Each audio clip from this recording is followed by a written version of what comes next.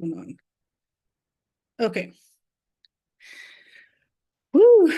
Y'all, I'm doing laundry because it's a holiday. How many other folks are getting their laundry done today?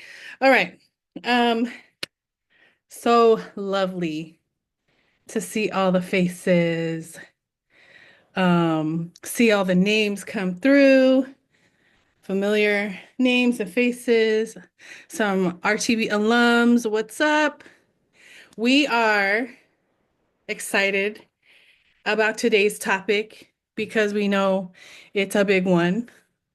Um, and so we're, like we mentioned, we do want to offer some of that aspect of investing in yourself today, and then give folks some time to get to know Root to Bloom as we're recruiting for the next cohort, and for you really to consider if you're feeling the vibe. Some of y'all have been in these monthly offerings since last year. So we're hoping to see some alignment here with what Root to Bloom has to offer you in your growth and your development. And so we do have some information we want to share. Um, just as we begin, we will be recording this call and then posting it on my YouTube channel so that other folks who couldn't make it today or other folks who get wind of Root to Bloom after today have an information session and also an offering around money healing. Um, so, yes, take a deep breath.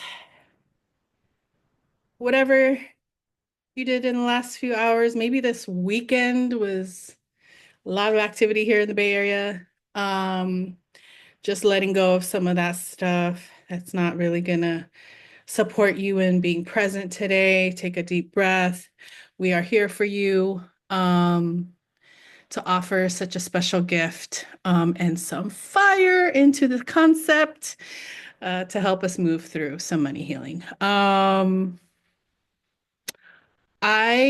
So let me introduce myself and then I'll pass it to Mayo and we'll begin sort of our time together.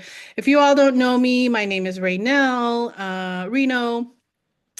I am one of the co-founders, main founders of the Root to Bloom program design and curriculum. I designed this with another community-based organization leader, Kisai, who is at Huckleberry Youth right now, and she has transitioned out of co-facilitating, leading Root to Bloom, and I am now joined with some of our alum as our core leadership. You can find me on Instagram. I'm at Hike It Out Coaching. If you don't know, one of my main offerings that I present to community are my healing hikes. You can see who hikes with me and where I go with that work. I am a certified leadership coach and a consultant. My business is Reno Consulting Solutions. And you can find all of the things there around all the other offerings that I give, mainly, other businesses and nonprofit organizations that are pretty much community based. Root to Bloom has been such a passion project, and I always talk about how this particular program that I created and offered didn't come from me, it came from somewhere else. I downloaded all the things in the curriculum, and it has remained like pretty static as far as not needing to change much year after year. There's some energy around this that comes beyond me. So this is why a lot of what I do with Root to Bloom is spirit-led, purpose-led, um, and magic, basically. And a lot of the magic is coming from the folks who are in the program and the alumni. Um, Let me pass it on to Mayo. Woo! What's up, y'all? Thank you so much for coming. I know like half of the people in this Zoom room right now. I'm just like so grateful for y'all like showing up and spending your holiday Monday morning with us to talk about maybe something really tender of a topic. I know it is for me, around money and like investing in myself. So I'm Mayo Buenafit. If you don't know me, I use she, they, sha pronouns. I am a Root to Bloom alumni from Cohort 4, and Root to Bloom came into my life during a time of like chaotic transformation.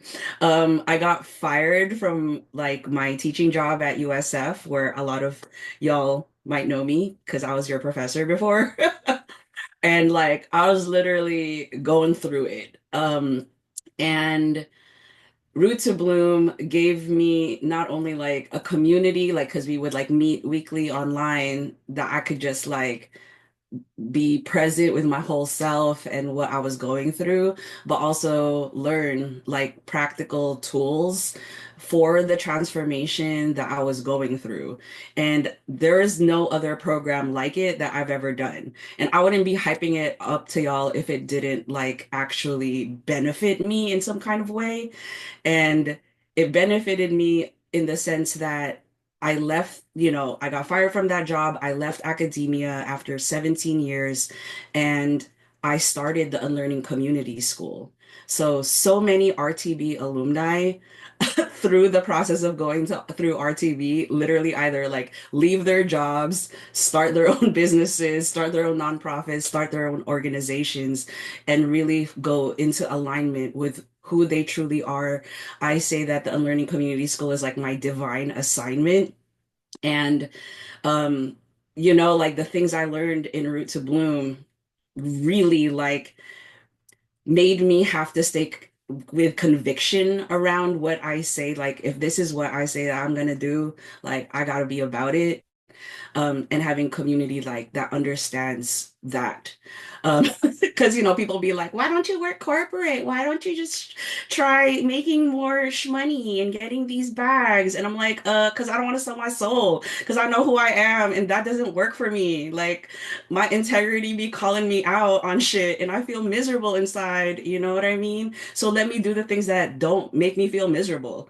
And so the Unlearning Community School is like a vision that I had, a download as well of like building a third space for learning that focuses on liberatory, cultural, and political education for radical transformation. Basically, like all of the things that they're trying to ban in school right now in the curriculum, trying to eradicate and dismiss our culture, our history, our identities is literally what we focus on in the Unlearning Community School. And a couple of y'all have been to some of our events already. Um, Shout out to Mar, who is on the Unlearning Community School team and who made this graphic. So if you see graphic designs at Jupiter Descents, that is Mar, who is in this Zoom room right now, who made this beautiful graphic design for our event today. So shout out to Mar. I want to also introduce you to Viola Mejia, who is an RTB alum as well, and is part of the core team of facility, or like the team that's going to be running this next cohort that we're doing. So Viola is also helping us today with the tech things in the chat. So yeah, if you see V just doing stuff in the chat, asking you prompts and such, um, that's why they're there, because they're part of our Root to Bloom core team as well. So yeah, with that being said, like this, I'm gonna pass it to Ray to kind of talk about what we'll cover today. And we'll dive right into it. So yeah. Yeah, yeah. Uh, Put your hand up if you're an RTB alum. There's a few of you in there. Yeah, yeah, Mika. I know Stephanie is there. Yep, yep, yep. We got Jay. Lovely people. Okay, can we have next slide, Viola?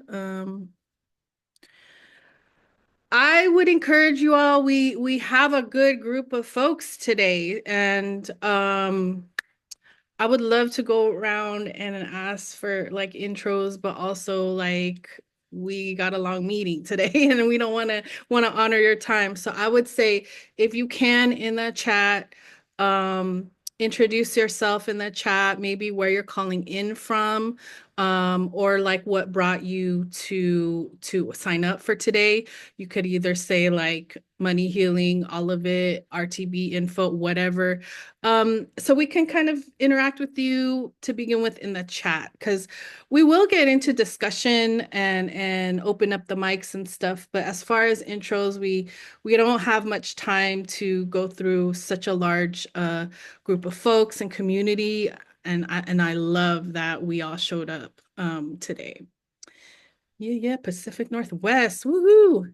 All right, so we will begin with, of course, a checking question. It has to do with today's offering, and then really roll into the money healing aspect. This is really, you know, my jam is to kind of share my story in the things that I discovered and I had to do when I transitioned out of nonprofit and wanted to open my business.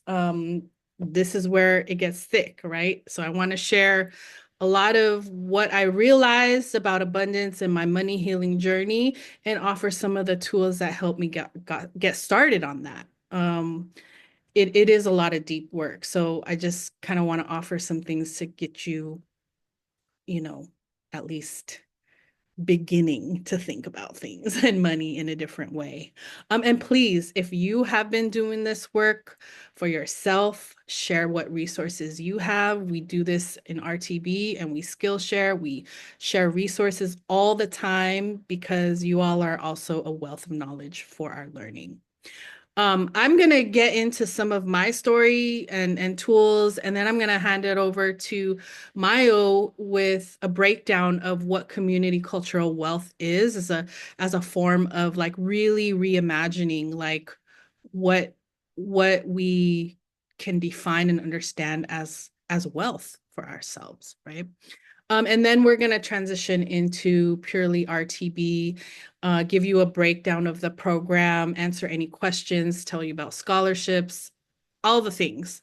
So if you have existing questions, curiosities about joining Root to Bloom, please have those up, and we'll give time to have discussions about that. All right. I don't even know what's the next slide. What's the next slide? Check in, girl. Check in. Here's the shmoney question. Oh my gosh. So our check-in question, which Ray made, and I am tasked to kind of facilitate with y'all, is if money was a person, describe the kind of relationship you have with money. I would say today, what kind of relationship you have Today, to. not yesterday. Not, yes, today. So it's funny because we just had like Valentine's Day, and I don't know how that holiday lands for y'all. Um, but thinking about like relationships, right?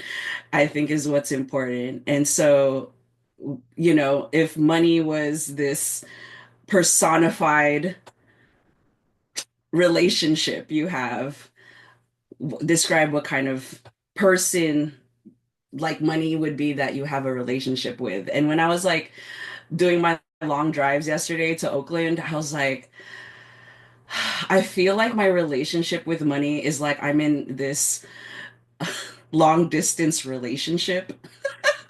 It's giving LDR. It's like you live over there and I live over here and we both love each other, but we can't seem there's always this longing, but there's like an anticipation of meeting. But when will it happen? We're always trying to make plans of like, in 6 months we're gonna meet up and it's gonna be amazing. You know what I mean?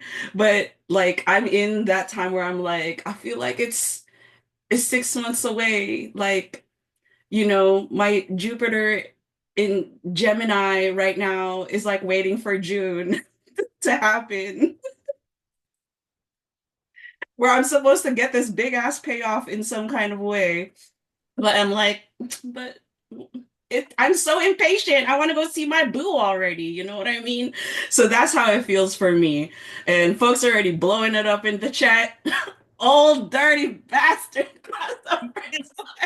If one or two of you like wanna Yeah. come in here, we would love to hear from If you. one or two people want to like expand on their relationship with money personified, does anyone want to share verbally?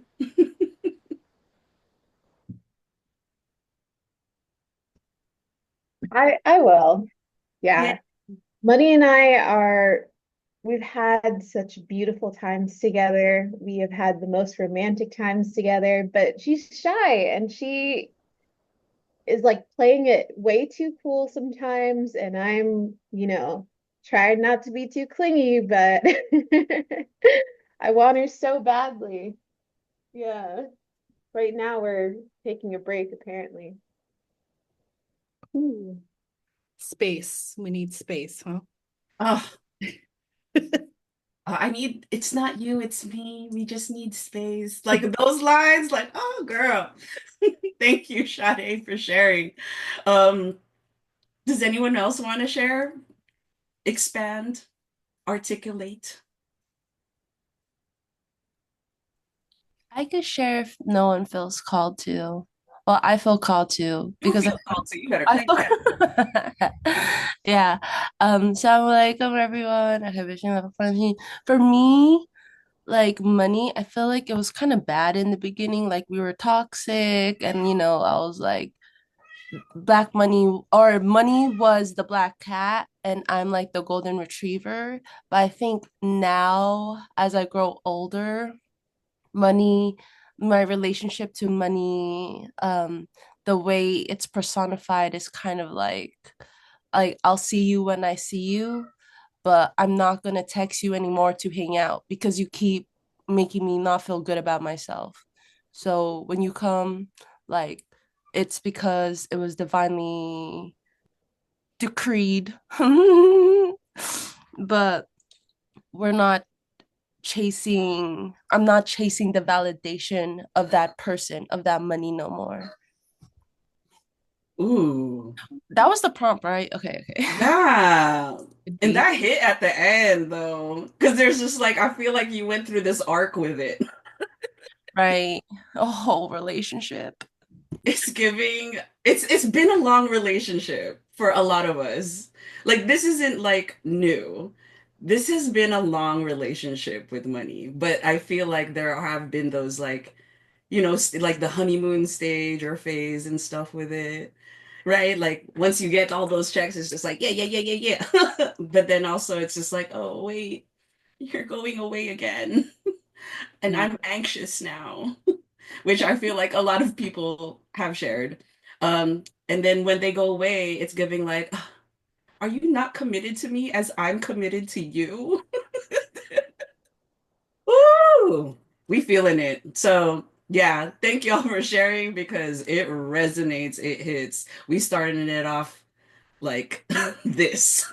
Go So, ahead, Ray. yeah, so we want to check in about how we're relating to money now, because if it's not the relationship you want, then start thinking about what kind of relationship you do want with it. What is a healthy relationship? What is an abundant relationship? If you were to talk to money and be like, yo, I need you to meet me here. I need you to understand this about me. What would you say? Like, what? Start thinking about what kind of relationship you actually do want and put in the chat, if what are the first things that come to your mind when you're presented with this? Like what kind of relationship do you want with it? Now we have something to aim for. Now we have something to go for, right? Um, we can go next slide.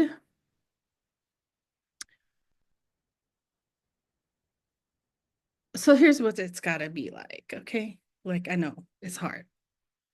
We got stories. You're like, when you find out at least what I had to go through, you probably going to be hard to work on because it brings up so much. What I want to say is that money,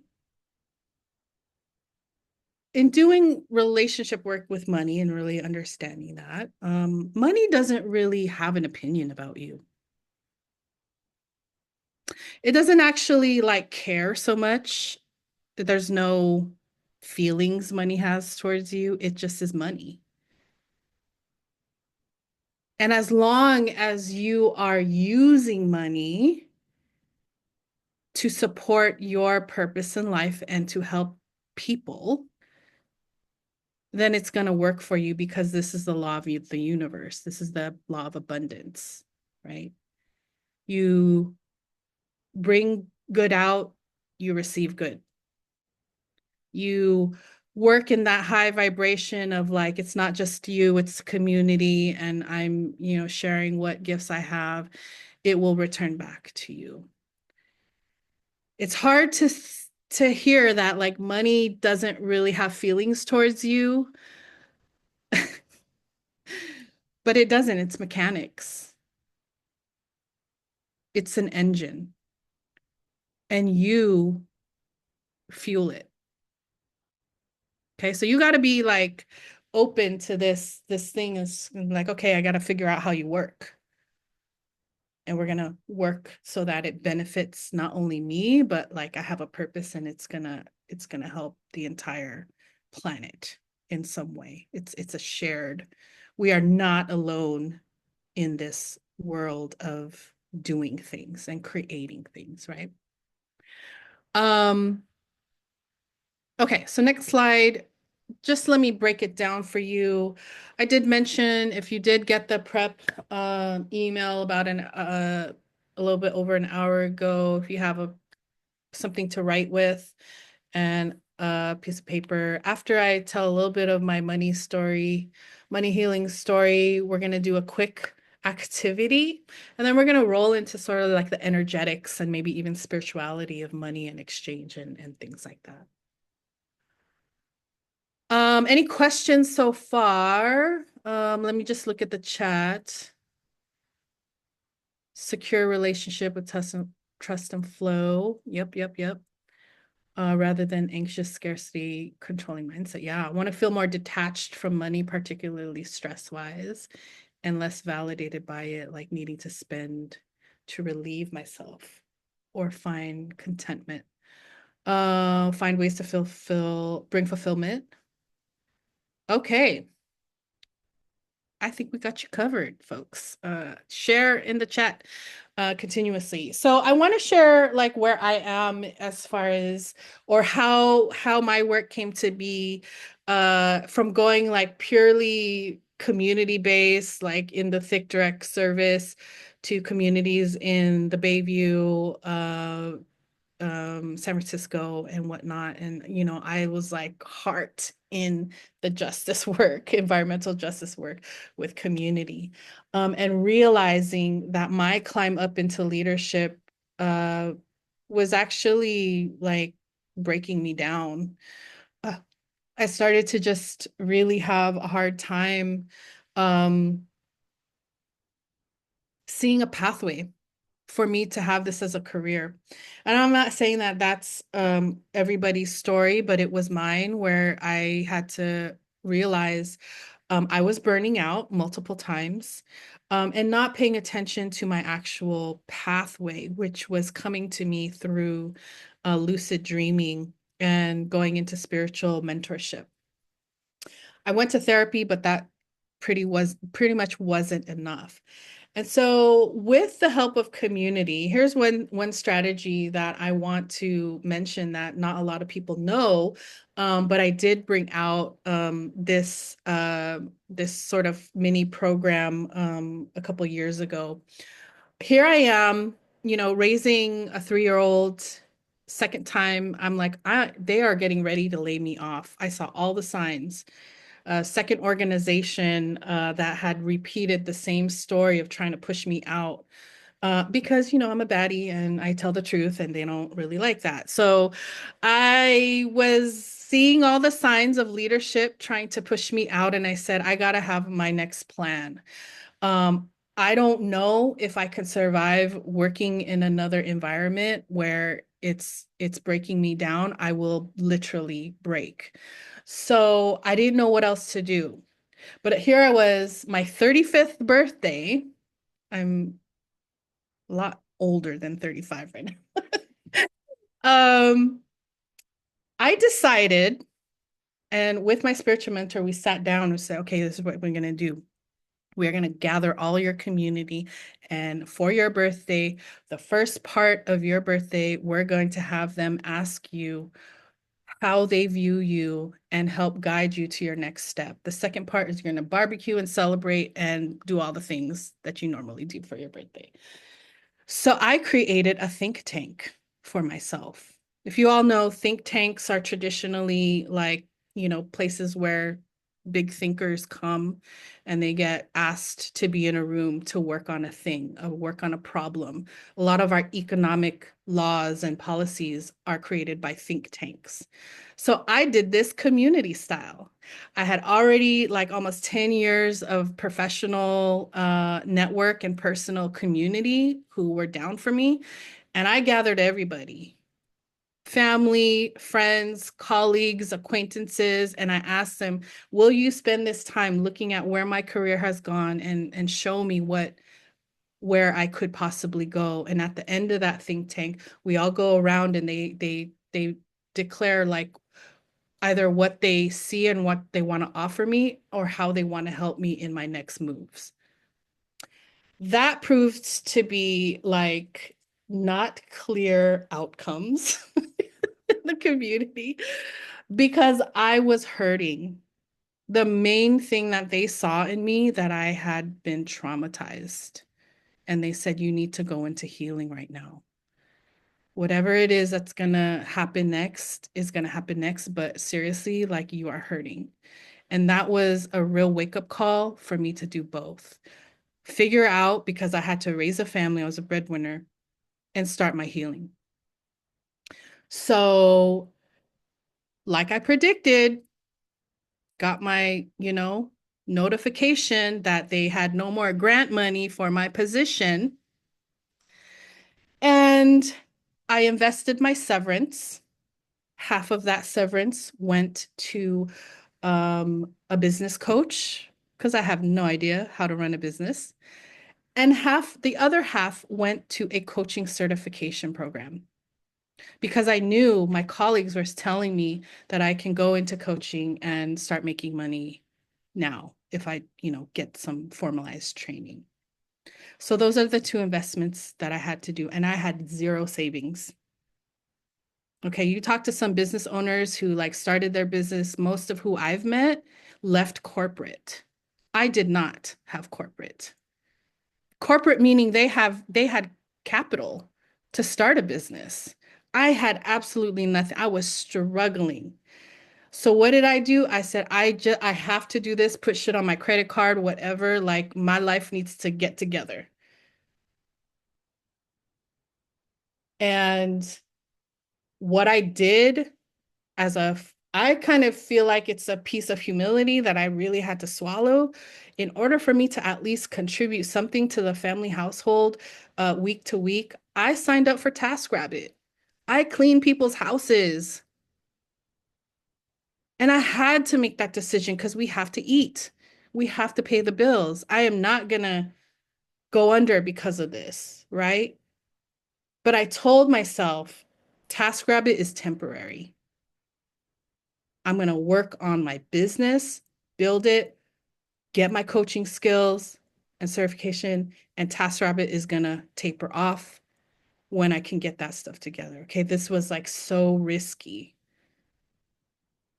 But I have to say, this pushed me in a direction to really challenge myself to say, do I have the resourcefulness to figure this stuff out? Because it's next month is next month and rent's due. All right. Um, there's so much more that happened because of that.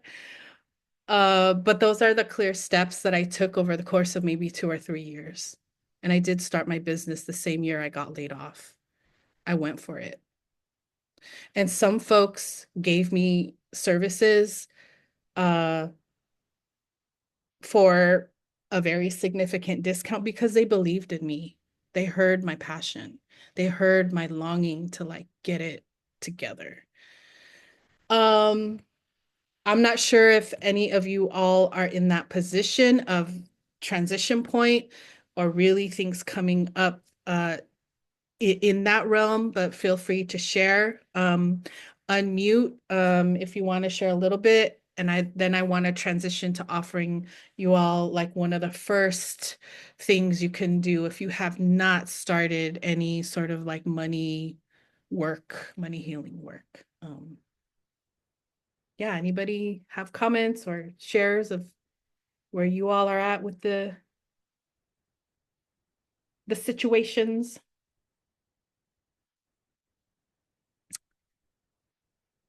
Started business from zero to, yep. Yep. It's exhausting and rewarding all at the same time. Very much so. Thank you for sharing, Sade.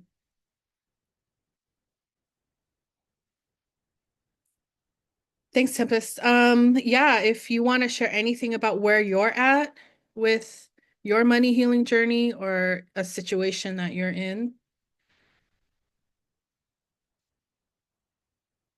feel free.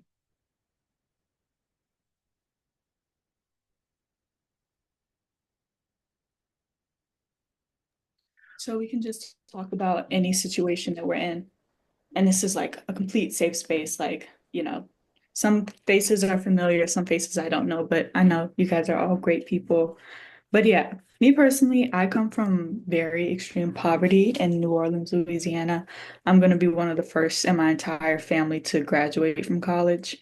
Um, and even coming to the school was a huge, big risk. We didn't even know how we were going to be able to like get the flight ticket to go there. And then there, the tuition was a whole other ordeal.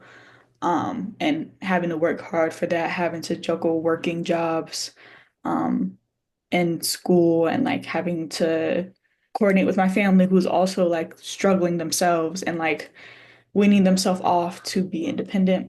I'm a third year that goes to USF. And money, my relationship with money is I still cling on and hold on to that paycheck to paycheck lifestyle because I don't come from asset. I don't come from wealth. I don't come from generational wealth. I come from an African American family who was really indebted into that cycle of poverty.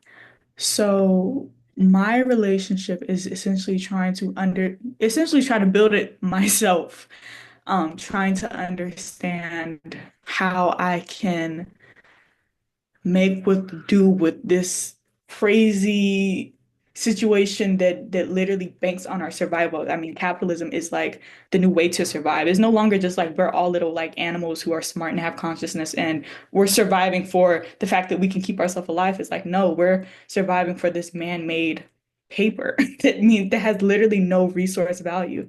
And so it's becoming a situation where I'm trying to figure out and this is still something that I haven't come out of. How do I understand saving, emergency, especially with things that are going on right now in the political climate, but keeping and building upon things so that I can not only just have a backing for myself if things go bad, but also have a backing from my family because with me being in the situation that I am, I'm looked at to my family as, oh, Chloe made it out. She's in San Francisco, man. We ain't never had nobody go to San Francisco, da da da.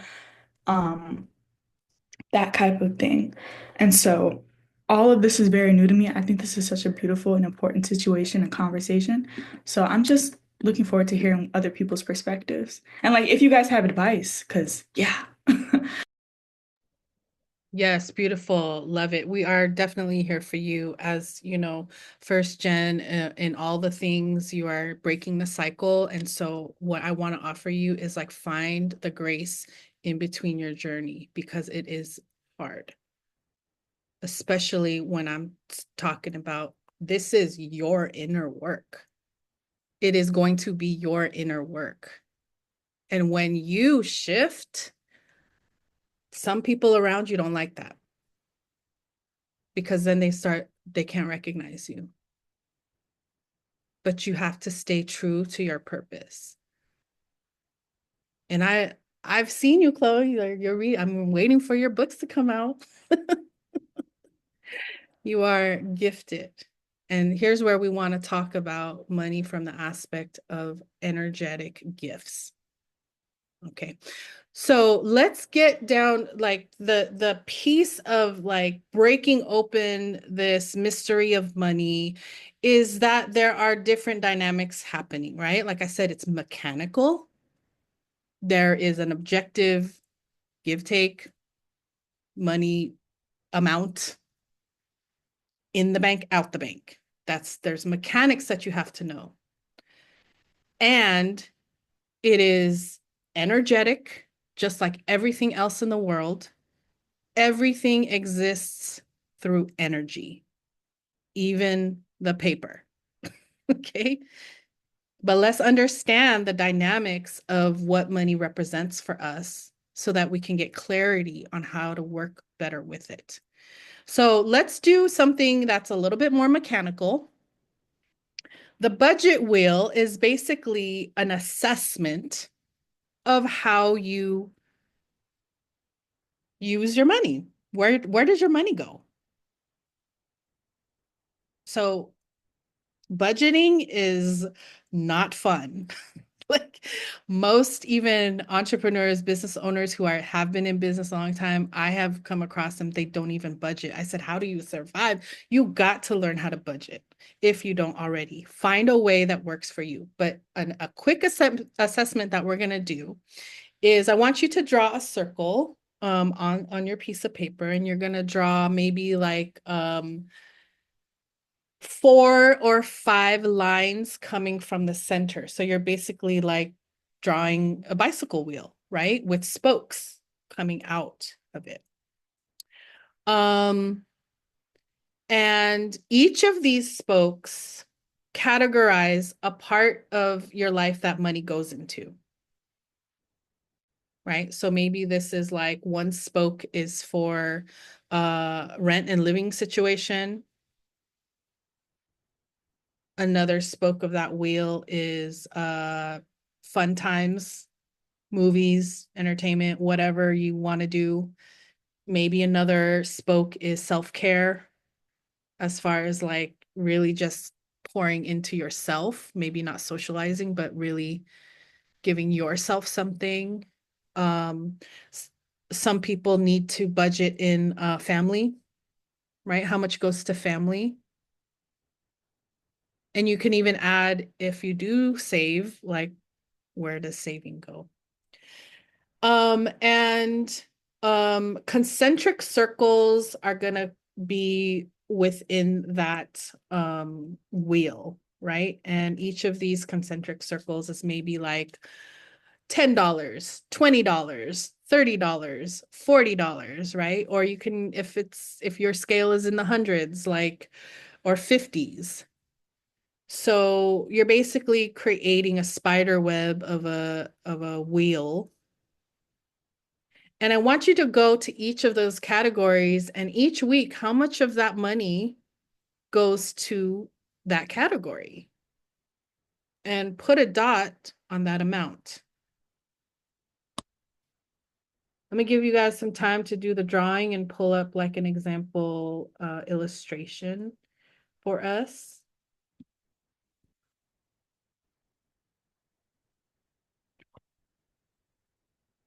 But go ahead and think about that with the amount of maybe like 2 weeks of your pay, a month of your pay, whatever measure that makes sense to you.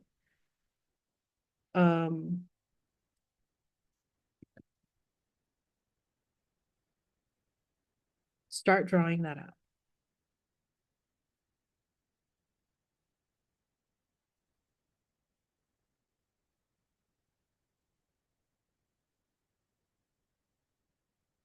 Okay, I'm just going to share an example I did with another workshop where we did look at our budget wheel.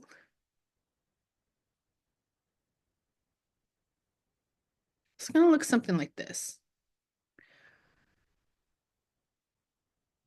This one is in percentages, like a percent of my income or whatever I take home goes to this. Family, vacation trips, saving, shopping, debt, entertainment, basic needs, whatever categories you work with, let's assess where this all goes.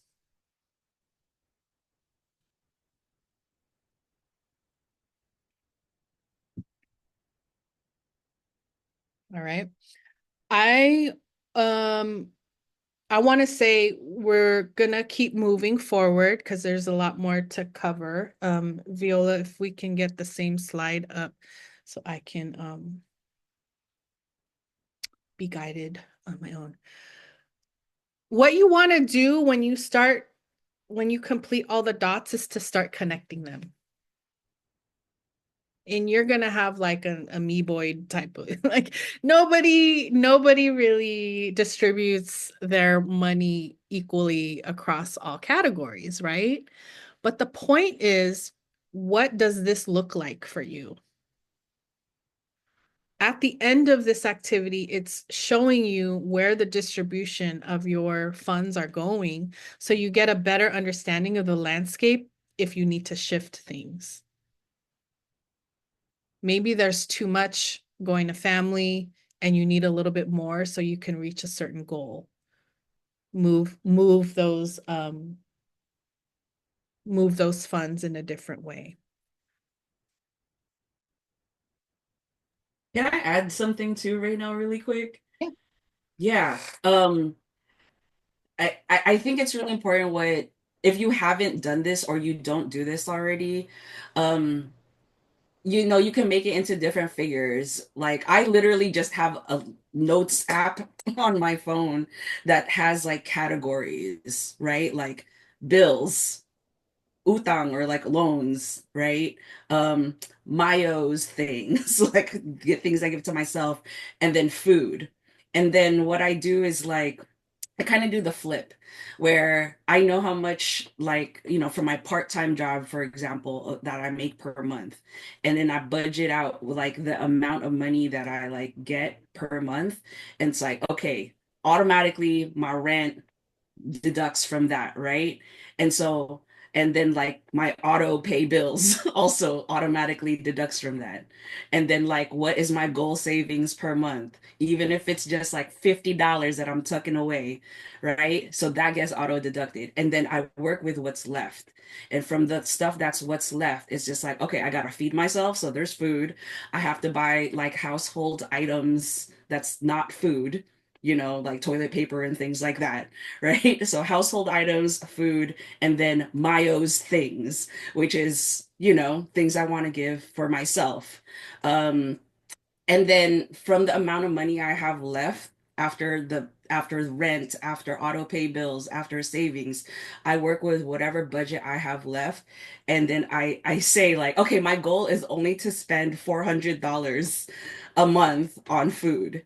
And then like I literally go through my accounts and I put date by date like the expense. Like on this day I spent $30 on some banh mi and some boba. You know what I mean? And then every month I do that and then I track it. It's like, did I go over my budget? If I said I was only going to spend $400 on food, then why in January did I spend $700 on food? Something needs to change, Mayo. We gotta, you know what I mean? So you track yourself basically on where you're putting your expenses. So you get a real snapshot of where you're putting your money. What are you actually putting it in? I eat out too much in the Bay Area. That is hard. You know what I mean? But also I want to also give like I love cooking, but I tell people like sometimes I just want somebody to cook for me. You know what I mean? I just want another flavor, especially flavors that I cannot make myself. Like I cannot make Indian food, honey. Like that is not my wheelhouse. So, but also at the same time, allotting money for that, but also tracking where you're putting too much or too little in something. And I think that's what the visual representation Raynell is talking about kind of gives you. So you have some baseline data of like, this is where I'm putting my money. Let me be real about it. Like, when you have this relationship, like, okay, let's be real. This is where we're at in our relationship right now, money, friend, money boo. You know what I mean? We be going out too much to eat, honey. Like, we need to start making food at home, honey. You know what I mean? And start talking to your money like that. Yep. Yep. So it's a continual conversation and you're building relationship um with money even when you're doing an assessment like that. And to go off of your example, Mayo, the whole like food and eating with money was tied to my trauma. So my mother showed love by cooking me food and cooking me Filipino food, which ballooned my weight and my health. And so I realized that the way that I grocery shop, the way that I impulse buy was emotional. Okay, so we have behaviors that are happening, and money is a vessel for a lot of that expression to start showing up. Okay, so that's why in this, I'm saying money is tied to your emotional well being, which means it's also a spiritual existence within you. So your spirit is doing something. And money is kind of the thing. Again, has no opinion about what you're doing with it. It's just following your lead, being like, okay, you want to do this? Your work is to understand the root of those behaviors and what starts to trigger when you start having a lot of money, not having a lot of money. These are points that you could um, assess for yourself how you're relating to it and then start shifting so that it benefits you. Um, I know that it isn't like super detailed way of starting like the mechanics of money, but I tell you, there's so many resources out there that give you template budget sheets, understanding how to like financially manage your money. I would have to say, unless you're really in business ownership or have some sort of need to kind of like go in that direction of working a lot more closely with finances and money and budgeting. You could be nonprofit, board or executive director. You need to understand how money flows and all of that. But as far as having information to get to the nitty gritty of how money mechanics work so that you can inform yourself on what you need to shift, go into looking at your city resources for small businesses, and they will have resources for free, especially if you are a beginning entrepreneur. They want you to succeed, and part of that is knowing how money works. I do want to offer that I did create essentials for entrepreneurs, and you can do that course, and it gives you some more resources that I share. And if you want to just take the course and go through all the modules, you'll get some examples and sheets and worksheets and things like that, and understand like the depth of like the beginning entrepreneur journey. One thing that, I offer in there is that like I have maybe like 8 or 9 bank accounts. It's a lot because these are the places where you want to store and have your money grow and work for you. So if you're interested in getting deeper and you are in the business end of things, I encourage you to check that one out and hit me up if you have any questions. What I want to move into a little bit more is emphasizing some of this like emotional spiritual piece, right? Like I mentioned, I started to discover that once I started budgeting, once I started to do like the snowball method of paying off my credit cards, there it felt like levity because now I kind of understand things. So I have to understand now like how much money is coming in and where can I strategically put that. But at the same time, I was working on my traumas, right? I realized how much money was used in my family to manipulate me. And I had to clean that up. I had to understand that I was being given material things to control me. I had to understand, my negative self-talk had everything to do with how my family viewed me as incapable and not enough. So I had to clean that up. This is how money becomes a spiritual journey. It will test you. You have the longing to just have wealth. When you get that big ass check, you just want to spend it all on the things you've never had. You got to learn how to manage those triggers because you're in it for the long game.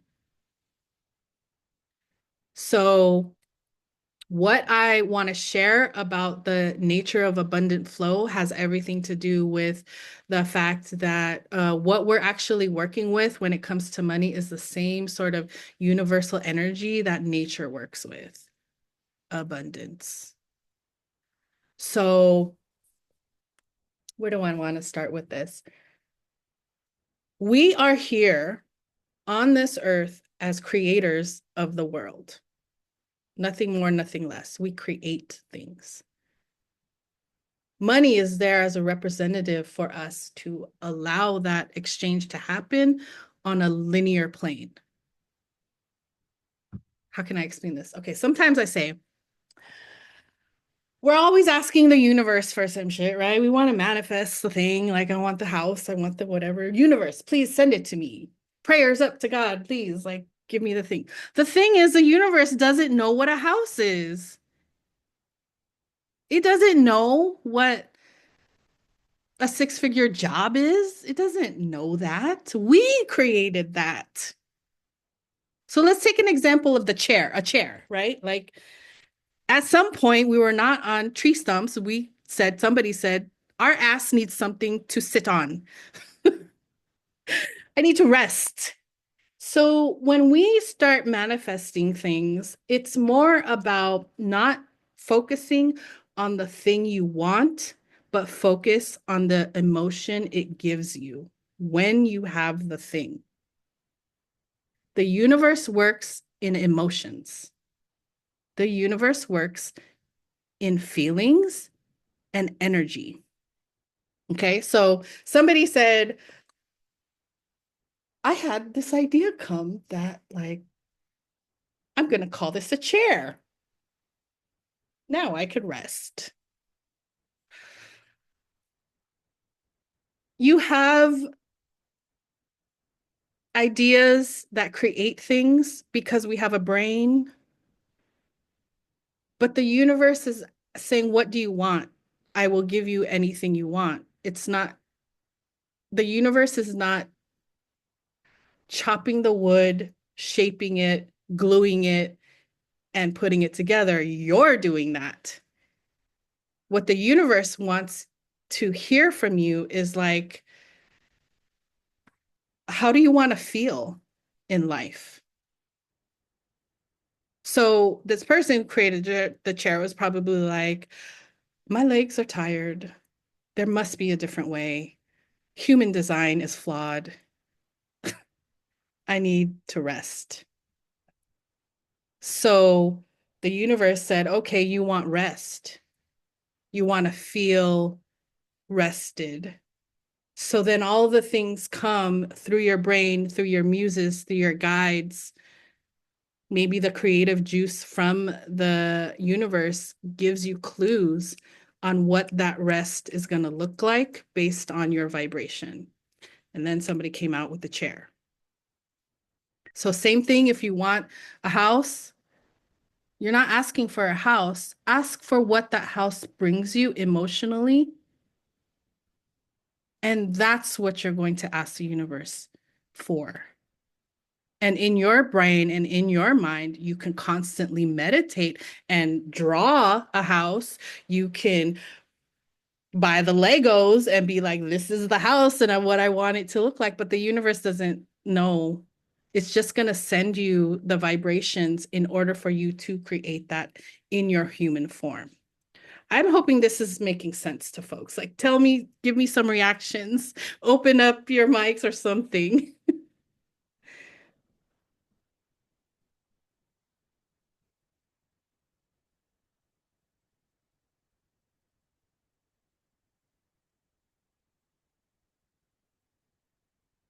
Cool, cool, cool. Questions? Tempest, I see. It wasn't a question, but I was just gonna say I've been typing furiously because everything is hitting and making sense, and I'm like, I can't miss anything. I have to make sure that I'm soaking in all of the wisdom. So yes, it is making sense. Yes, yes. You can watch a replay. Always watch a replay. And like I say, take the trainings 50 times because you will hear something different each time. Because I, when you change, your reception changes. I had a question because it hit where you were like, the universe doesn't like speak in the language of I want a house, I want a job, I want to make six figures. The universe speaks in the language of emotion because your emotion is like your energy. Um, can you tell us a little bit more of like why that is the more effective way to ask from the universe? To like, because people be like, oh, you all up in your feelings around that. You know what I mean? I don't know if that makes sense. So elaborate on Why is it through emotions that we're identifying what we want from the universe? that's the language of the universe. There's no other way. It doesn't have writing. It doesn't have like material things. It's just flow and energy. So we've been conditioned not to be attuned to our emotions and talk from our emotions and live from our emotions. We've also been taught how to go default to the negative. So I can't do, those vibrations are low. What the universe wants for you is high vibration because it has immense resource for you. It has immense energy. There is no creating or destroying energy. It just transforms. That's another law of conservation I always talk about, right? So if you were to understand that I have infinite possibility of receiving whatever the hell I want, wouldn't you want to start at that vibration rather than climbing up from low to get to high?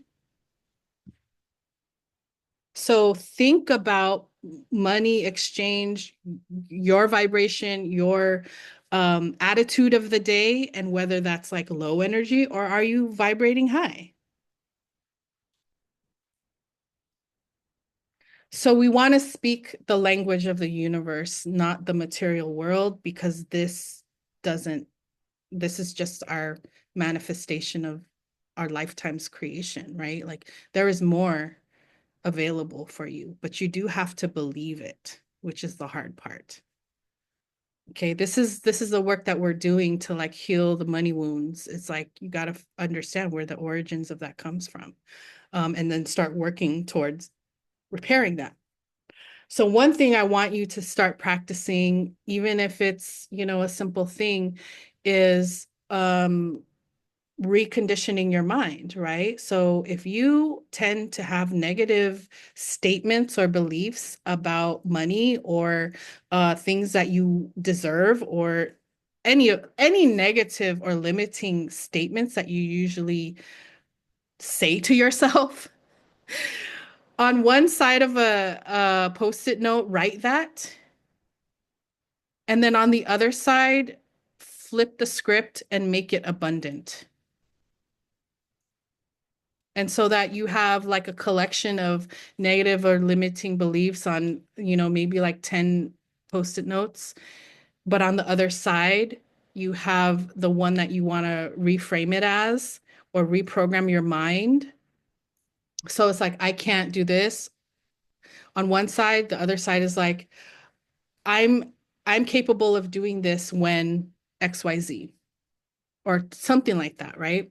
And so every day you're kind of reconditioning, you're going to pick one of those post-its, look at the negative belief, physically cross it out, turn it over, read the positive, abundant statement, and keep it on your person the whole day. That's all you got to do. Every day you're shifting your mind. It's going to become a pattern, and eventually you'll see something shift. But check in with yourself. Maybe 2 weeks after, has anything changed in how I believe things? I literally tracked myself and saw that numbers had a hit different. So like I was like paying for something for like $20. A month ago, I've been like, damn, that's $20. It's hella money. Later on, I realized $20 is no thing. Like, why am I different? Because I did some work around that. Yes, Abraham Hicks has been like also replaying some of those meditations that Abraham Hicks has. Abraham Hicks is like divine messaging coming through woman Esther. And yes, she brings vibrations high. Also second that recommendation. Um, yes, so what you mentioned about how money was used as a tool of manipulation. Yes.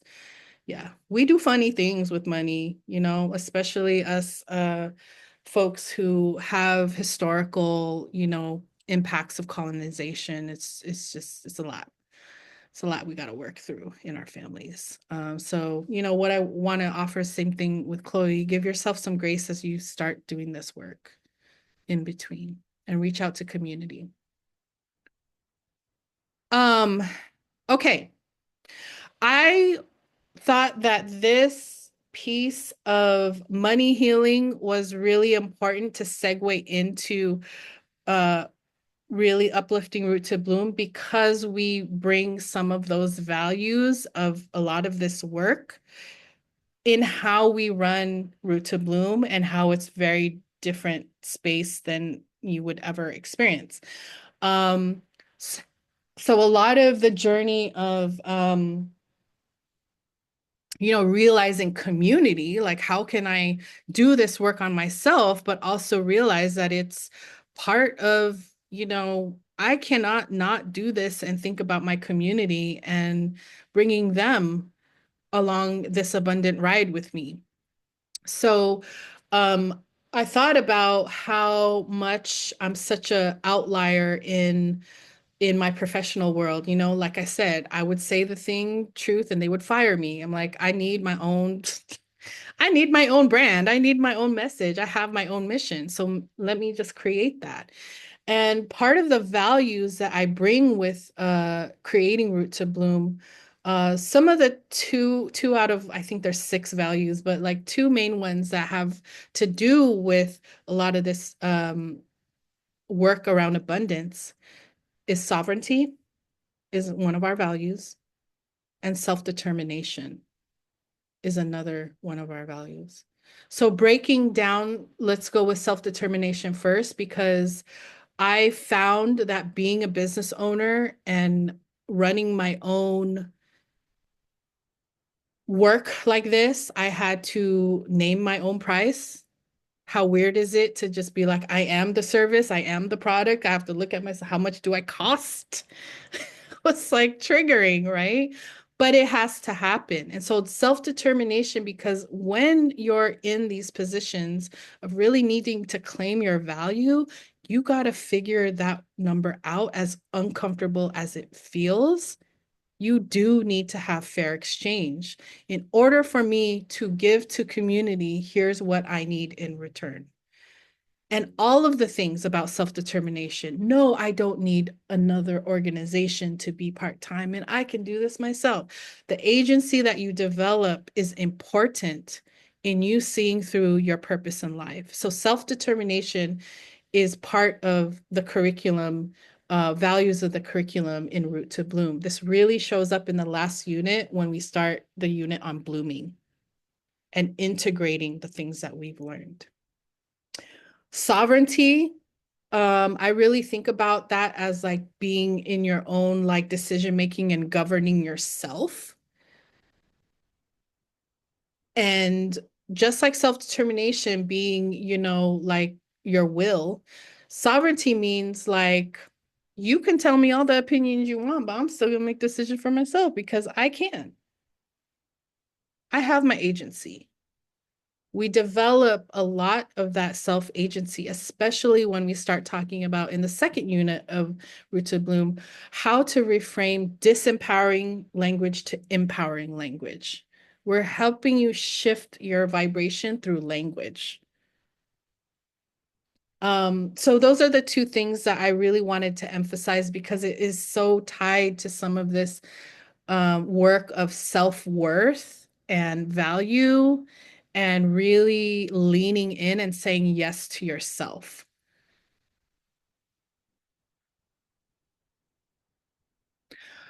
Before we transition to Mile, I just want to stop here, pause. Any questions, comments?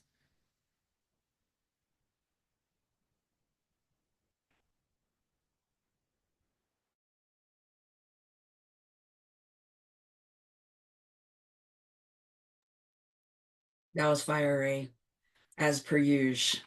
Woo, it hits. And like so many of us, our our money stuff is so connected with like how we were raised, like even you know what I mean, and the things that we were taught to believe in by people that we're supposed to listen to. And so that self-determination and self-determination and sovereignty piece is just like, wait, hold up. That was a whole lie. Like what they made me believe. You know what I mean? Or like they taught me not to trust myself. They taught me not to trust how I feel. Or, this system has normalized me believing that I'm still like not enough. Like I still need to strive for something. Like I need to still do something to be whatever it is I need to be.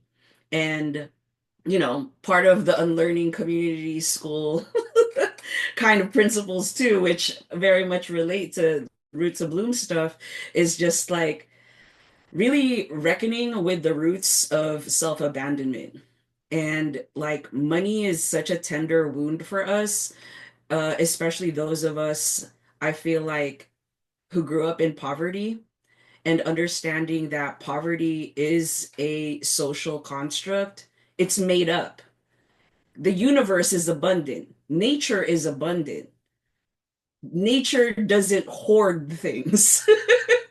Nature doesn't, you got to pay the toll to drink this water. Nature doesn't do that. We made up those policies and practices and beliefs.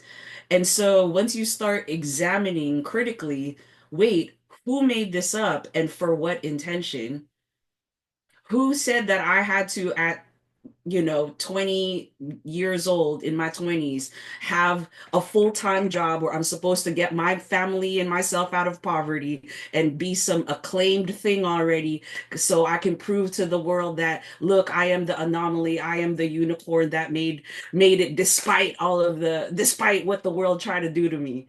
Like to try like Chloe, when I say I resonate with your story so much, and I call bullshit on that whole thing. You know what I mean? I'm just like, I just want to be me. I just want to be able to live a life that I mold, you know, through the guidance and the grace of God and my ancestors and my community that holds me down.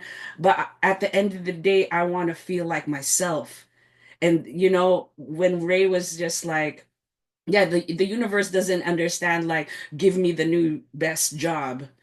The universe doesn't understand like I want to pay for all of my material needs. The universe though understands like I want to feel like I could be my full self. I want to feel safe and secure.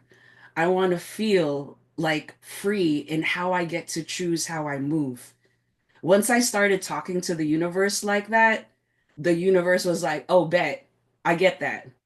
And then the universe also was just like, if you want that, if you say you want that, then you got to stop thinking this way. You got to stop hanging out with those types of people. You got to stop going to those types of places because that's not in alignment with what you're telling me. And that was a hard check. I also got hard checked by my therapist. My therapist was like, I need you to stop saying you are poor. And I was just like, hold on, what? Can you please elaborate, Emilio? What you mean by that? And Emilio, my therapist, was like, what you have, Mayo, are things that even those with the biggest bank accounts don't have. And I was just like, wait, can you tell me more? Like, what do you mean? Like, no one has ever told me that I'm rich. You know what I mean? With things that people who have the most money in their bank accounts, like, you mean I have stuff that people who are hella rich in monetary wise don't have? And then my therapist broke it down with me. And they were like, you know, during that time, I was talking to my therapist because I was going through a divorce. I had to move out of a very violent, toxic relationship. I was also kicked out of my PhD program and had to leave academia. All that stuff was happening at the same time. And I was talking to my therapist, I was like sleeping like on my friends' couches, just waiting for my ex to move out of the house because I didn't want to be around him, you know, because I was afraid. And my therapist was like, the fact that you can stay with like five different people during this time and they would house you and feed you and support you, like that's something people, even with hella money, don't have. They don't have friends or community that they could go to during the hardest times of their life. And he was just like, Mayo, I bet you right now, like you could go through your call list and like literally call up at least 10 friends who would pick up the phone. And I was just like, okay, yeah, you're right. Oh my God. You know what I mean? And I started to, as I also started to build Unlearning Community School, you know, the first people who showed up were all of my former students and mentees, a lot of them who are in this room and who have been coming consistently. So even if you're a leader, a CEO of an organization, do you have pull like that people in your community is going to show up to what you do? You know what I mean? They might not exactly understand what it is you're doing, but will they pull up for you? And so that really started to get me to think, what are forms of wealth that I have that no one can take away from me? So I had to do the flip of the poverty mindset. Poverty mindset is like you never have enough. You always got to chase a bag. You always got to find your next hustle. Like, and it's only like for that meantime, it's like I just got to eat today. You're not even thinking a week later. You know what I mean? I started the Unlearning Community School's first event because I like rent was due in 3 weeks and I wasn't getting any callbacks from jobs. And you know that expression like twerk like rent is due? That's what I was doing. But the way I was twerking was like I was messaging my friends and I'm like, I'm gonna start this event. I'm gonna share my poetry. You know, you coming through for me, you know, is gonna also help me pay for rent, but I hope that this is a fair energy exchange where like I'm sharing with you, you know, like my art, my words, my experiences to nourish your soul. And whatever kind of exchange you can offer back to me, like to support what I'm doing, is good. You know what I mean? And that agreement, that sovereign agreement between me and my community is a form of wealth that no one could take away from me. This was not a job. I didn't have a supervisor. I didn't have a manager who was telling me how I needed to do things. I was determining how this energy exchange was going to happen. And that relationship I have with people is a form of wealth that no one can take away from me. So I started to think of wealth in that way. And when I thought of it in that way, I thought of this bomb ass article that I taught in my classes, um, called Whose Culture Has Capital. It was written by Tara Yoso, and who is a critical race theory studies prominent scholar. You know, critical race theory is something that they're really trying to eradicate right now.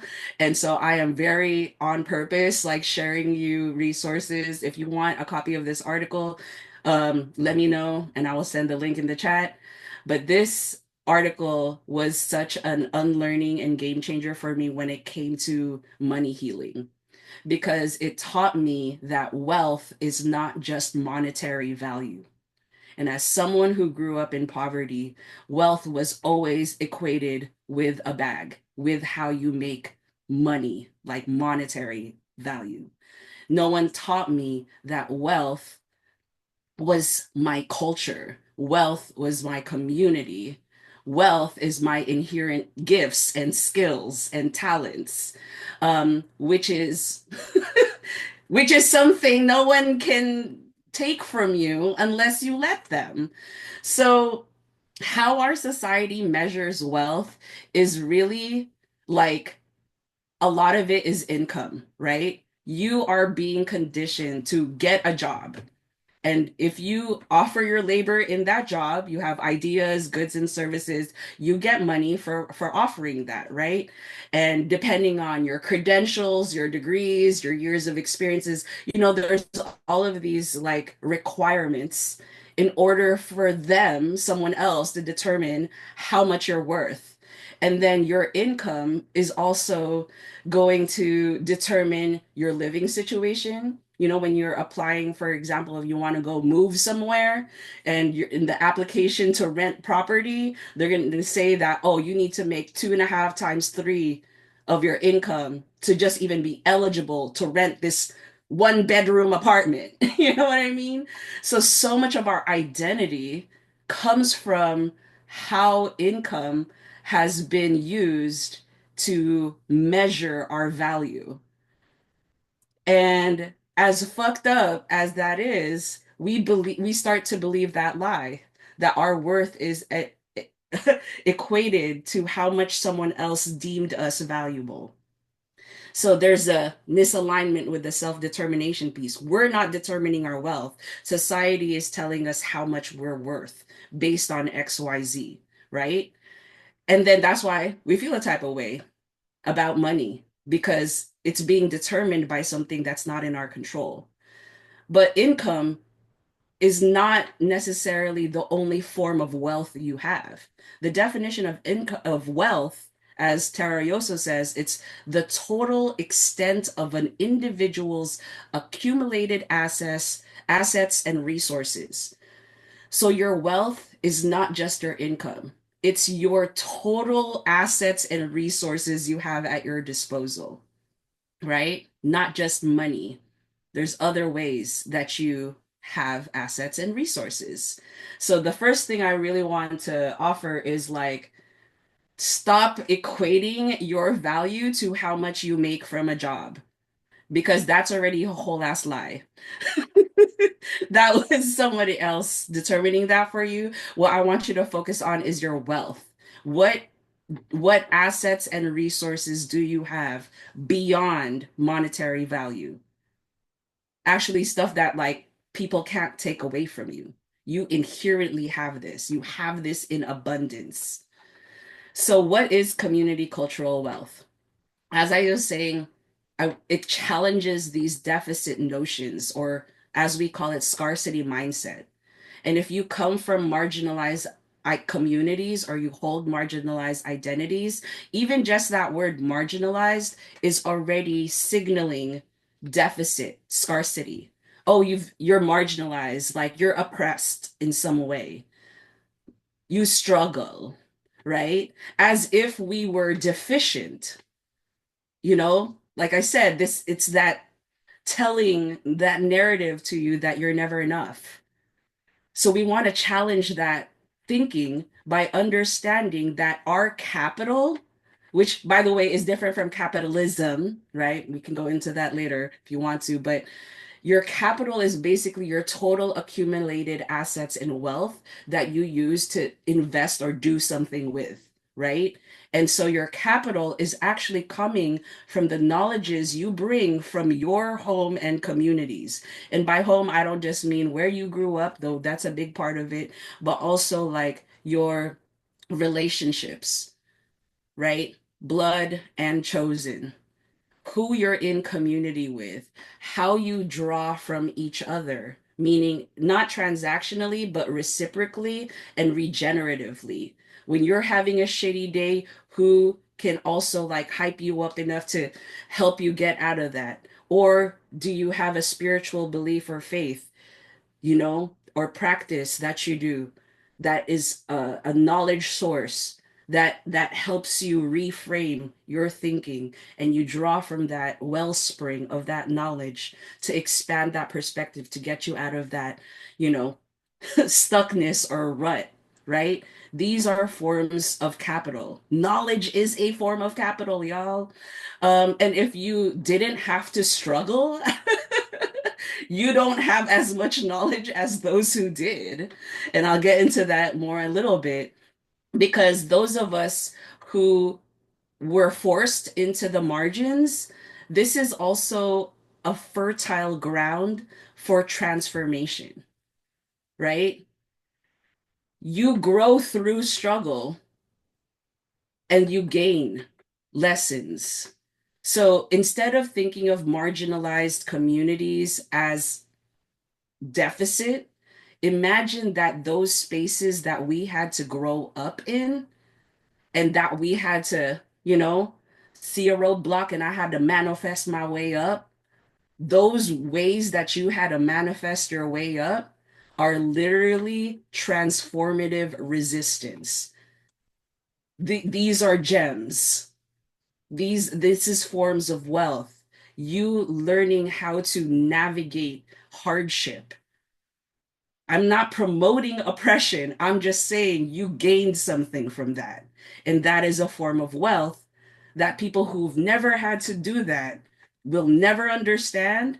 And also the beauty and the magic and the joy that you are able to create from that is something people who have never had to go through that will never understand. Nor could they co-op. They could try to co-op it, but it will never be like legitimate because there wasn't this actual lived experience through it. So I know we're getting to times, but I wanted to share with you these 6 forms that Tara Yoso talks about. And for a lot of y'all who have been my students, this might be a refresher course for you. So I'm going to briefly go through each one and kind of share with you an example of how I've had to use it in, Unlearning Community School, starting that business through Root to Bloom, places where like that training really emphasized this form of capital.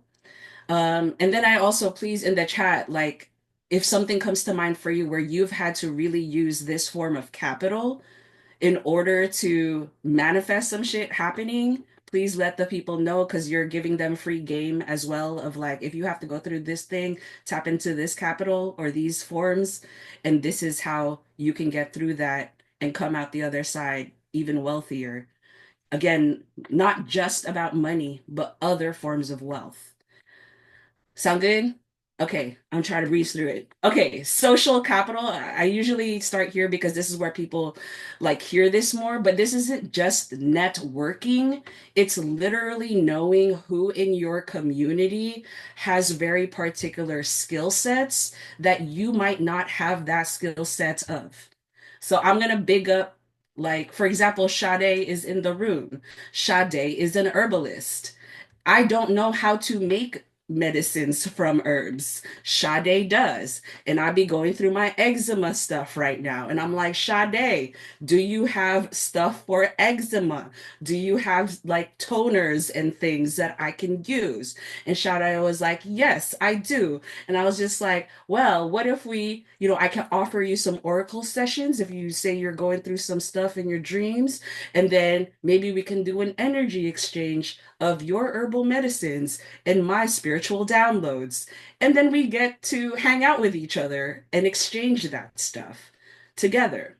So that's like a form of social capital, is getting to know the people in your communities who have very particular skill sets and talents that you would need, like, to support with, or just like you want to hang out with them because they like align with your skill set and magic, and you want a place where you can go hang out and do magical things together.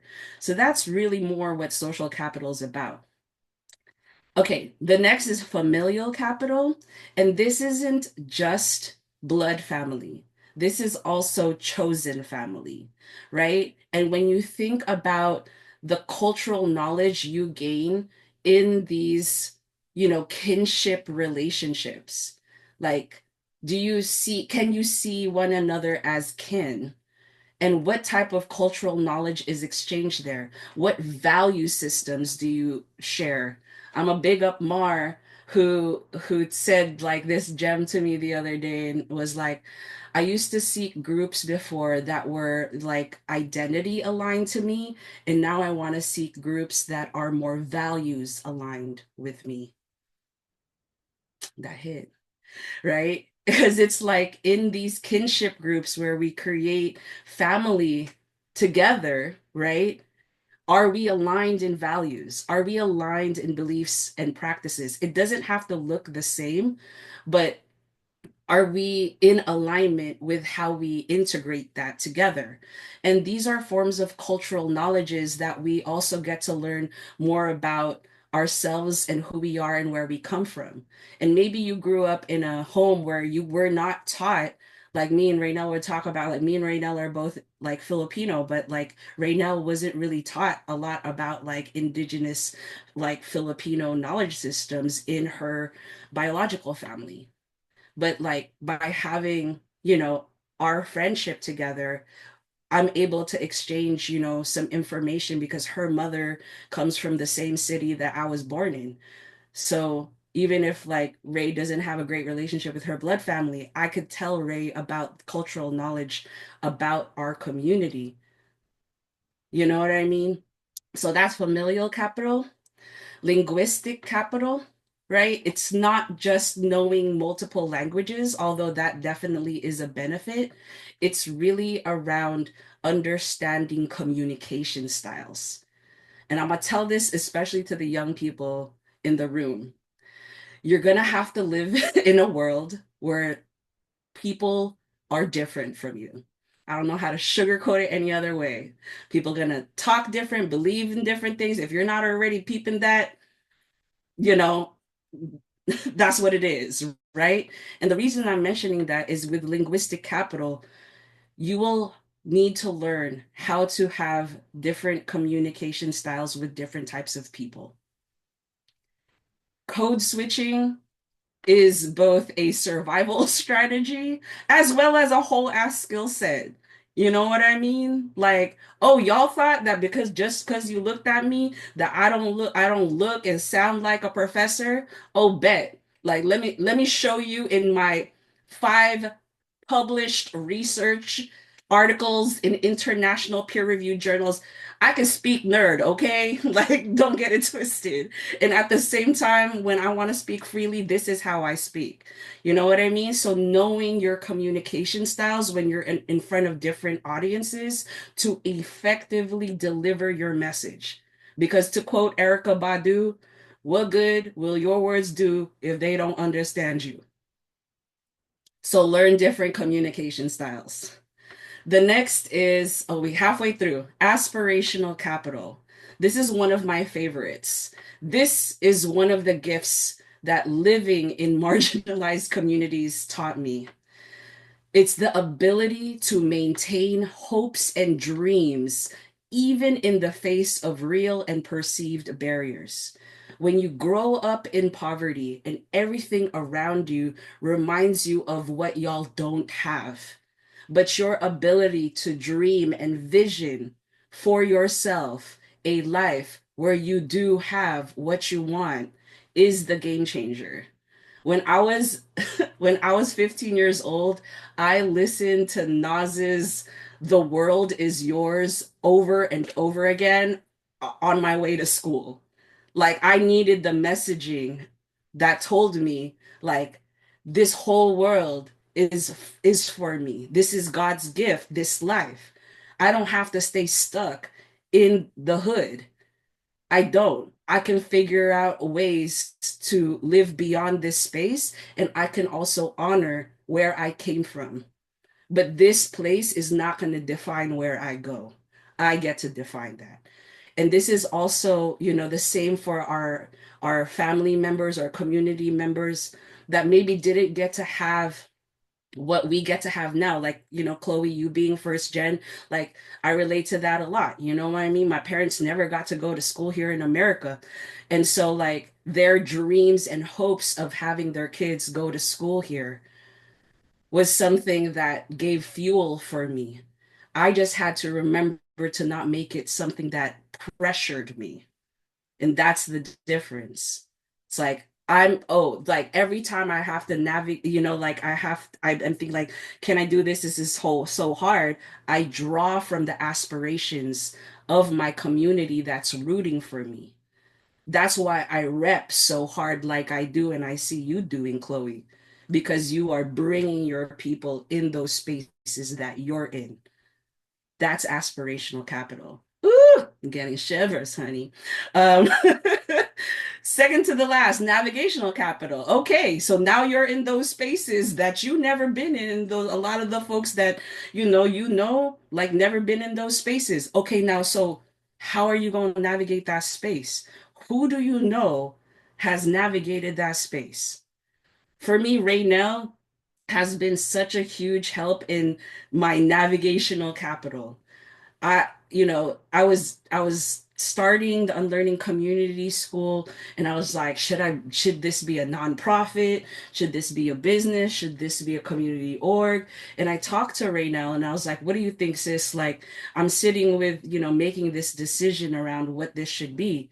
And since Raynell has literally navigated this for her own business, told me the pros and cons of each of those types of like, entities, right? And then I realized, like, yeah, what I want to do is make this a grassroots business. My end goal with the Unlearning Community School is that it's going to be a worker-owned co-op. You know what I mean? I want to share my profits with everybody who works with me. Everyone's a business owner, right? But I'm like, I don't know how to do that. So let me go start talking to the people who know how to do that. Navigational capital.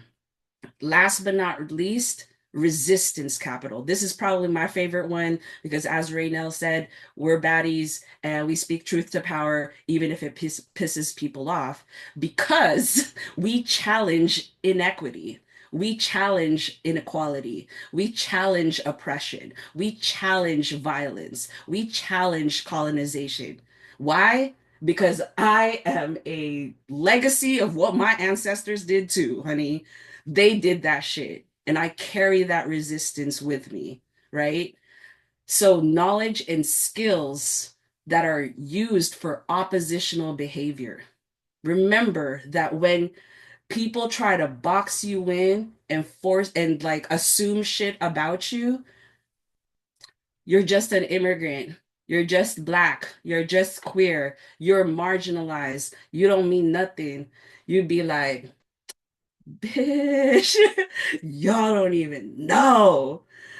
And if there's something about that, I call it, yeah, the Kendrick Lamar effect. Like, like, no, I will not be the bigger person. I'm gonna actually show y'all what I'm really about because I refuse to be what you assume of me. I refuse that. And I don't even have to do nothing but just literally be myself.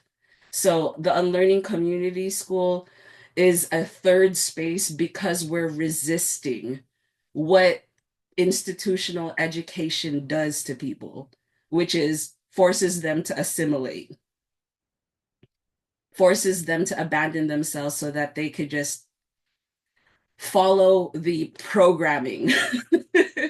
And we're not safe and free to be ourselves. So my resistance is also a way for me to transform what I don't like. I'm not just saying what I, you know what I mean? I'm not just like, I hate this, this is bullshit. I'm be like, you know what? I'm gonna show you how it's really supposed to be done. That's my resistance. That's why it's transformative. And that's why it's my capital, because you bitches could never. I'd like to see y'all try to resist the system and create the shit that you actually want to live in. Oh, you can't, huh? You know what I mean? It feels so good to know that. And it's just like, and at the end of the day, it's like you did that. You resisted. You kept your integrity intact because you knew that that was some bullshit and you weren't going to play along with that shit. That's resistance capital. Woo, honey.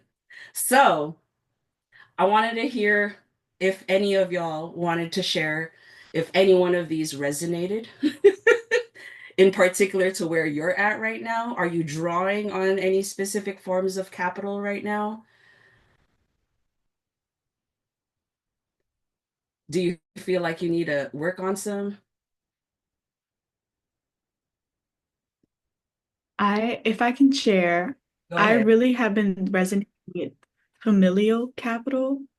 Um, I've been having a lot of conversations with family and like asking them stories about like just like I think it's so important to like ask your elders stuff while they're here because there's so much rich knowledge about just how maybe things have changed or like how their life was. And I feel like with the way that capitalism is, it really keeps us from generational knowledge because we get in the cycle of everybody's hustling. And it's been feeling nice lately to just sit back and listen to a lot of things. Yeah, especially in the face of like literally colonial and cultural like erasure, which is another form of genocide. So you sitting with those stories, you soaking that up is like the intergenerational knowledge being transferred to you, which I'm glad you know is a source of wealth. Chloe, no one will know like how you know because you know what I mean? Or only the people in your community who are from there, or you know what I mean, will know. So and that's also what makes you like unique. And you could teach other people who don't know. Thank you for sharing that. Maybe we can get one more before we pivot to the RTB side. I can share. Amen. Hi. I think right now I'm mostly drawing on navigational capital and kind of like looking outwards for that. And I think a good example is our chat that we had about the org that I'm creating on campus. I am new to organizing and creating this club, and Mile was really helpful in giving me kind of the necessary foundations to think about. And yeah, so I think that I resonated with you drawing from Raynell in that regard, and then me drawing from you, and I love that kind of beautiful cycle. Yes, exactly. That's why, we need each other to do what we want to do because we got to draw from one another's rich, knowledge and resource base and share it. Thank you so much, Nick, for sharing that. And I'm here for what you're doing too. Um, Alrighty, so I'm gonna stop sharing now. And oh wait, there was one last, my bad, Ray. One last part to this, just as like a reminder to draw from your community cultural wealth, challenge that deficit thinking. You already have resources to start with and build from. Your personal experiences and relationships in your communities are sources of wealth that no one can take away from you unless you let them. And lastly, marginalized spaces are fertile ground for growth and creativity. Use that for your transformative resistance. Okay, I will stop it there. Thank you, Mayo. Such rich information. I know we lost a few folks because this is a long meeting, right? This is a long workshop that we wanted to offer, but we thought it was so important to talk about this because we don't give this curriculum within RTB, but it is an important piece of getting folks to the community because we are about supporting each other and living into each other's purpose and dreams. Some of our alumni have coffee companies, consulting companies, graphic design, and we source from them and we uplift them as much as we could. So this is just us really living in those values of community wealth. The last thing I do want to mention before I transition to Viola and RTB is I really hope that we can stop saying that capitalism is bad. It's not actually capitalism that's bad. It's the fact that we have a free market economy and people are abusing the free market economy to say anyone and everyone can monopolize on a thing. We just talked about the benefits of having capital and different kinds of capital. So here's where I do want us to heal through that. I see this rhetoric all the time that capitalism is bad. Well, you need a paycheck, don't you? Understand and get clear that is about the free market economy and the abuse of the money piece. As long as you're using money for your purpose and that it's not just going to you, but it's to help the greater good, you will have abundance. If you don't, you're going to be missing something and it's not going to last. Okay, that's it for me. I want to transition to Viola because we got to get to answering your questions about RTB and just presenting you some information. Um, let's take a collective breath if that feels right. I actually want to keep us in this rich heart space. I know it stretches sort of a muscle to stay in this deep space, but I think that's part of the RTB, magic, that we don't have to always stay in the front of our brain. Just a little mini introduction to add on to Maya's introduction. I am cohort 2, which means my cohort came in the heart of the pandemic. And I work as a psychologist, licensed clinical psychologist, and I specialize in liberation, relational trauma, and ancestral wisdom in Oakland, California, Bay Area. And so I share that just because I've got that heart space therapy vibe in everything I do, like all about emotions. Like, yeah, emotions are the language of the universe, and they're actually our ancestral capital. Is emotions. So I do a lot of work with emotions and ancestral stuff. So in the interest of time, it's okay that it's rich and full, and I know we want to capture everything. I'm just going to share a little PowerPoint, and really our focus is going to be on just your questions and RTB and like us wanting to capture the magic. I know that I sometimes struggle to explain like what RTB was to me. And I think that's part of the beauty of it is that each cohort creates something, right? The cohort 1, which I had considered going to, they midway through the pandemic, and we had some cohort 1 people here. So they went from meeting in person to online. They had that pivot. I was hard, like I think 2021, 2020, not sure. So the quick overview, many of us alumni have stepped into these leadership roles. Here's our little happy faces. So we're a 7-month holistic wellness training program. We serve community-based service providers. So you've heard, right, like academics and coaches and frontline staff. We work with a lot of just any role. Don't let whatever your title is limit you. If this calls to you, you know, hit us with a question. If it calls to you, probably you belong here, right? Those values aligned feelings. So what's unique is we do offer these multiple modalities of learning. We divide it in wellness activities. We divide it into like kind of workshop like this. And then there's potentially in person, even though you can join from all over the country. And really, our model is to disrupt this burnout, is to really lean into, honestly, all the stuff we've been talking about today. And we've all been there, right? You've heard Raynell's story and Maya's story. And, you know, if we do this again, you'll hear my story and probably Nisha's story and everybody's story. And we leave no one behind, right? That's a vision co-created for all this abundance, all of who we are, everything comes together. And what else do I want to say? So it's divided into modules. Right now, we're going to start in April. April 30th is the orientation. Even if you can't meet on the day, a lot of people, we always have replays.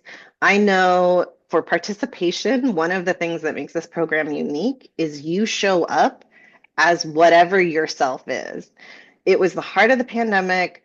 I know that I showed up to the recordings and that was kind of it. I didn't engage in the extra practices. I didn't go back to Teachable in between. And Root to Bloom has become a foundation for my own business, and a foundation for a lot of things as I move forward. And so on the surface, it was like, how did I get all that? That's part of the RTB magic, is it's about you and your relationship with what we're doing. And so then we want to talk money. Since we're talking money, we have this amazing early bird rate, early riser rate. And we also offer payment plans if you end up not doing the early bird rate.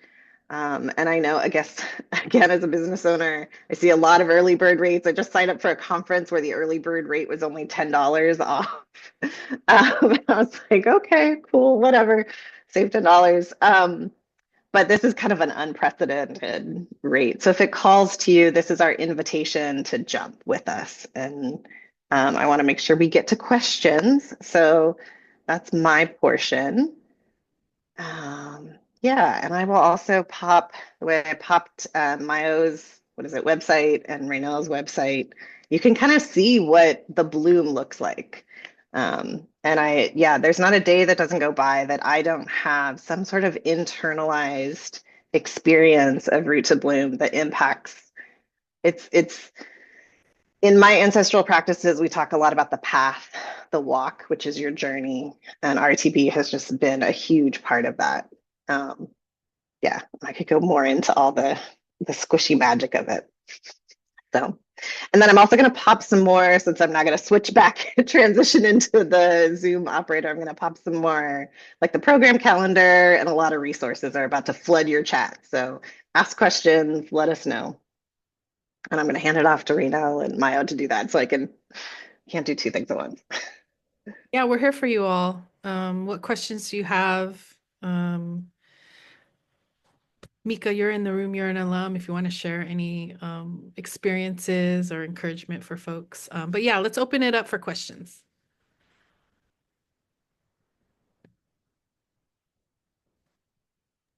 Yeah, hello. I would love to share some experience. I've been like crying this whole time, so I'm like, oh my gosh. So much love, so much love. But yes, I was in cohort 4 with Maya. Hey. And yeah, after like going through the program, I was like developing something to offer for the community with my like job, and just like gaining so much confidence in like offering my gifts and finding that voice, and also finding that other fire voice underneath of like leaving my job where I just no longer aligned with those values and the ways in which they were operating, and being very harmful towards the community, and just yeah, not aligning with what I felt was liberation. And yeah, so I like quit that job and like really working through currently right now just like my own scarcity mindset and like living in my childhood home and having this pressure of like I had this full-time job and now like it's I'm like supposed to be providing for the family because I was also first gen, all these things. And so I've like been finding myself like really struggling to trust my path, and like at the same time I'm still building, and I really feel like all of the strength that I've had to like pour into how I'm moving now and working on curating my offerings is like I look back at the Root to Bloom resources, the fierce radical communication, everything like just and like also what you said, Viola, around like ancestral capital, like really pulling upon that. And so I just feel like Root to Bloom has really helped me embody my values and like stand on business and just like really feel like this deep sense of connection with community. So, so much deep affirmation. Yeah, sorry, it was a little spiel, but I'm like, I love Root to Bloom. So that's all. That's all. I'll end it there.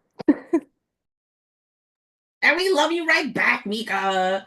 Um, I will say, like, this program really requires you to stand in your transformation.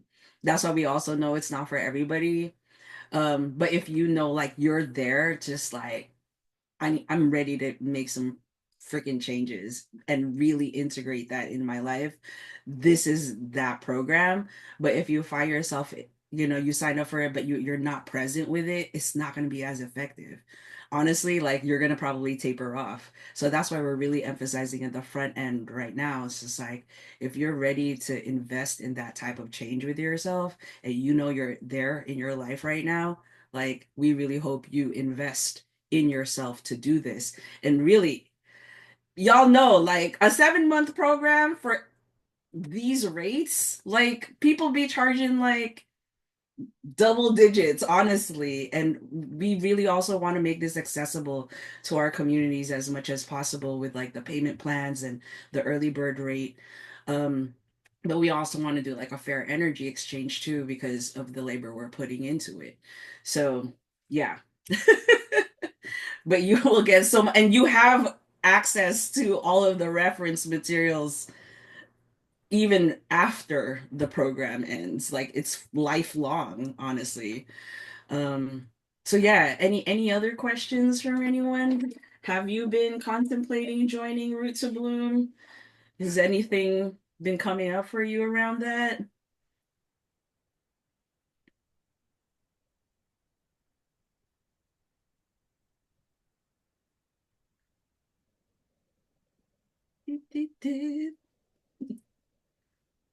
No, I'm glad you feel that way, Chloe.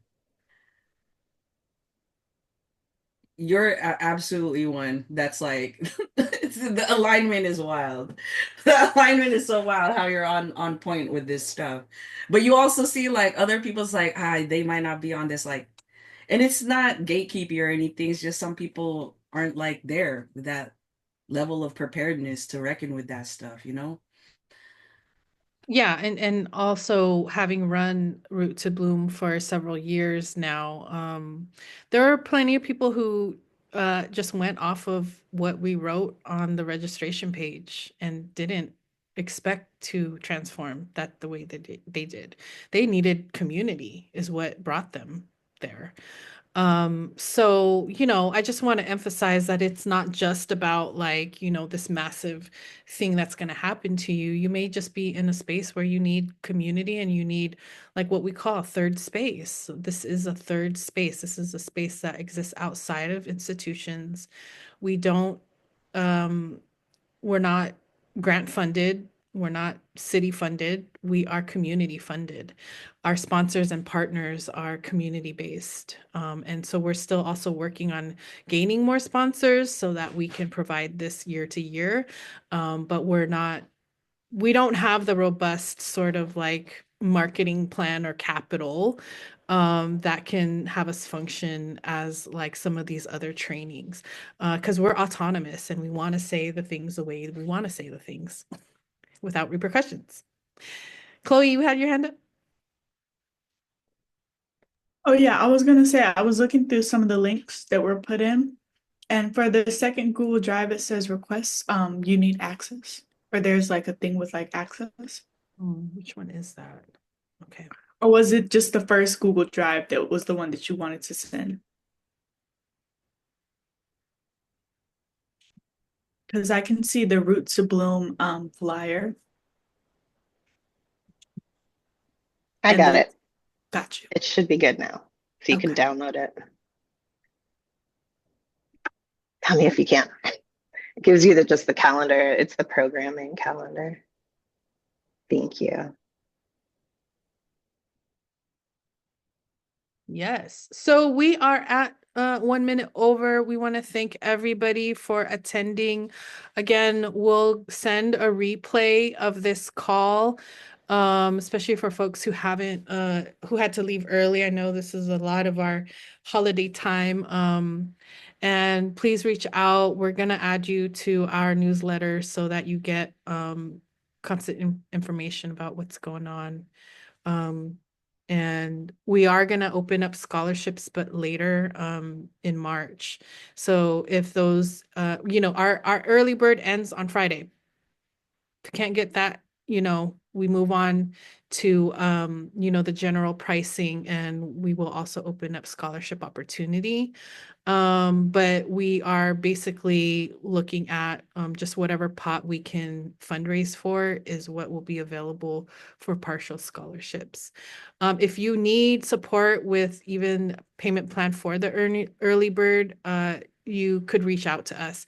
It's not that one set price, but it is going to be customized if you need payment plan for the early bird rate. Yeah. Thank y'all again so much. Really, like all of your sacred energy, your presence is also a form of wealth. You know what I mean? Like your presence with us and your time with us and what you've exchanged with us here is a form of wealth. So know that you are still in abundance of that, no matter what. So be choosy with your presence, honey. Um, love y'all. Thank you, and we talk to you soon. Hope to see you soon. Bye. Thank you. You. Thank you.